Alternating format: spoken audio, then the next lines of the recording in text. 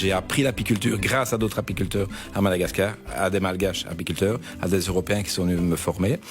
Et j'ai développé avec un esprit entrepreneuriat l'apiculture à Madagascar, en la structurant, l'organisant, et en étant appuyé par des gros organismes qui nous ont, au départ, nous ont regardé de loin et nous n'y ont pas cru, et puis maintenant ils y croient, et ils voudraient recopier ce modèle-là en Afrique.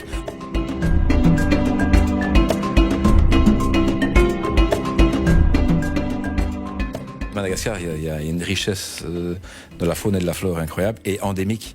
Donc on essaie de trouver aussi des miels qui ont quelque chose de différent, que les gens puissent ne pas goûter un miel traditionnel, goûter de nouvelles saveurs pour pouvoir voir qu'il y a d'autres choses que des miels traditionnels qu'on trouve en Europe.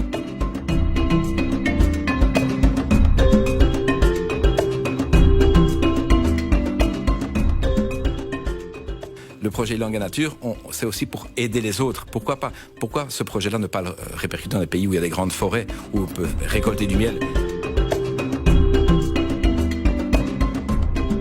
Le miel, c'est un médicament depuis la nuit des temps.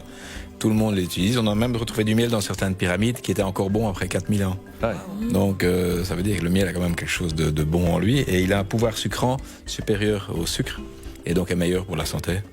Et on soigne certaines plaies aussi grâce au miel.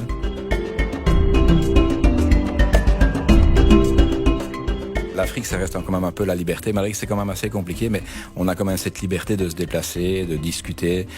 Tout est dans la négociation en Afrique, faut l'apprendre. Il y a pas autant de rigidité qu'ici, donc c'est ce côté aussi un peu agréable et de pouvoir discuter, de pouvoir s'entendre. Donc c'est vraiment quelque chose d'important pour moi. Je pense que j'ai vécu, j'ai plus de 50 ans et j'ai vécu au début de ma vie où on pouvait à peu près tout faire.